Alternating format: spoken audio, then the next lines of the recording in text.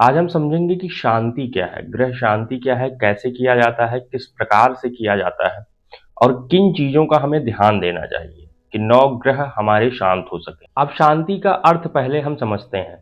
Home, जप और दान इत्यादि करके हम किसी बुरे ग्रह की जो दशा आने वाली है या जो दशा चल रही है, यदि वो हमें परेशान कर रही है, तो उसके बुरे प्रभावों को हम कम कर सकते हैं। इसी को कहते हैं शांति। शांति कैसे करना है? अब देखिए, सबसे पहले तो होता है कि आपका विश्वास और आपके जो पंडित जी हैं, जो आपके ग्रह की शांति करवा रहे हैं, उनका विश्वास। विश्वास ही अब नहीं बचा है। जो हमारा धर्म है, ये बहुत पहले से इन सारी चीज़ों को लेकर के सचेत रहा है और लोगों को बताया है कि संकल्प सिद्धि पूजा पाठ में बहुत बड़ी चीज़ है।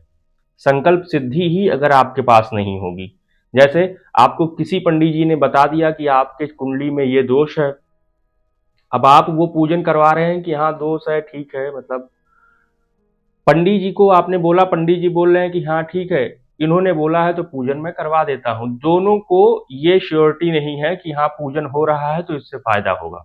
तो फिर कैसे होगा? संकल्प सिद्धि बहुत जरूरी है। हम ही से अंग्रेज सीख करके एक मैनिफेस्टेशन नाम का शब्द आजकल बहुत ज्यादा प्रचलन में है, वो आपको समझ में आता है।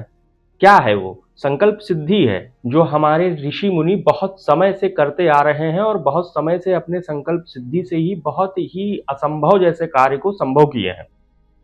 ठीक है? इन चीज़ों को समझने की ज़रूरत है। हम कोई भी पूजा पाठ कर रहे हैं, कुछ भी कर रहे हैं, कोई दान कर रहे हैं, हमारे अंदर ये पूर्ण विश्वास होना चाहिए कि हम ये कर रहे हैं और इससे हमारा उद्धार होगा। इसमें कोई संशय या कोई डाउट है ही नहीं। ये केवल संकल्प सिद्धि ही तो है कि राजा दशरथ जी के पास एक भी पुत्र नहीं थे और एक यज्ञ करने से 4 पुत्रों का सुख प्राप्त हुआ। ठीक है?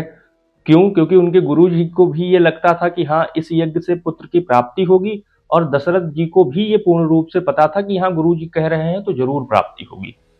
तो संकल्प सिद्धि कीजिए कोई भी दान करने से पहले।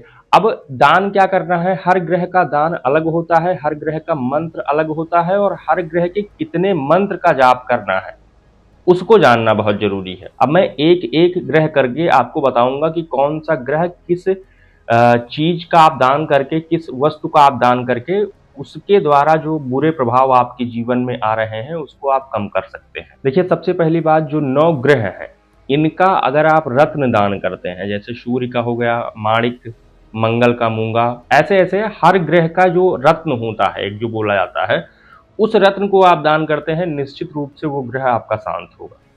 ये 100% आजमाया हुआ है। सबसे आसान और सबसे बढ़िया वो आप दान नहीं कर सकते हैं, तो मैं अब आपको बताता हूं। जैसे सूर्य का है, गेहूं, गुड़, तांबा और सोना और 7000 मंत्रों का जाप करते हैं, निश्चित सूर्य देव के द्वारा जो इफेक्ट बुरे आपके जीवन में आने वाले होंगे वो कम होंगे। चंद्रमा का दूध, घी, मोती या सफेद कपड़े, चीनी इत्यादि आप दान करते हैं तो चंद्रमा के द्वारा इफेक्ट कम होंगे और चंद्रमा के 11,000 मंत्रों का जाप करना होगा। बड़ी से बड़ी दुविधा को कम किया जा सकता है। यही अगर बात किया जाए मंगल की, गेहूं, गुड़, लाल फूल, लाल चंदन इत्यादि आप दान कर सकते हैं और 11,000 मंत्रों का आप जाप कर सकते हैं। फिर आते हैं गुरु।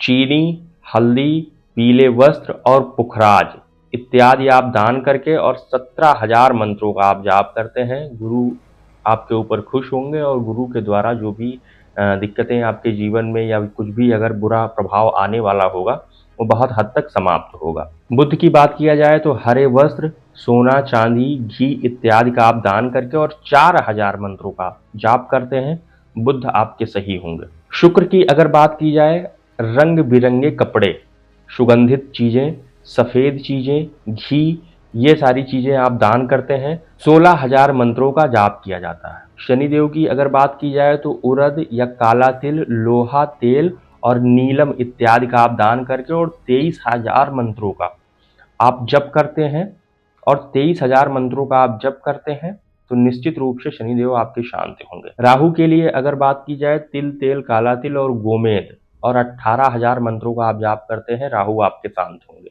अगर केतु के लिए बात किया जाए तो लहसुनिया जो रत्न होता है, या तिल तेल कंबल, या काले पुष्प आप दान करके और 17,000 मंत्रों का आप जाप करते हैं, केतु आपके शांत अगर होंगे। आपका विश्वास डगमगा रहा है, आप सोच रहे हैं हाँ ठीक है पूजा तो कर ले रहा हूँ बाकी देखते हैं, तो आपका वो कार्य सिद्ध होगा, इसकी बहुत कम गारंटी है। ये कार्य आप तभी कीजिए जब आपके मन में पूर्ण रूप से विश्वास हो कि मैं ये कर रहा हूँ, मुझे इससे निश्चित रूप से फायदे होंगे। तो मैं आपको आश्वासन देता हूँ कि वो ज़रूर आपका कार्य सिद्ध होगा। और संकल्प सिद्धि को समझिए, ये बहुत ज़रूरी है। मैं उम्मीद करता हूँ कि इस वीडियो से आपके कुछ पॉइंट ज़रूर क्लियर हुए होंगे। बहुत बहुत धन्यवाद आपका। जय श्री राम।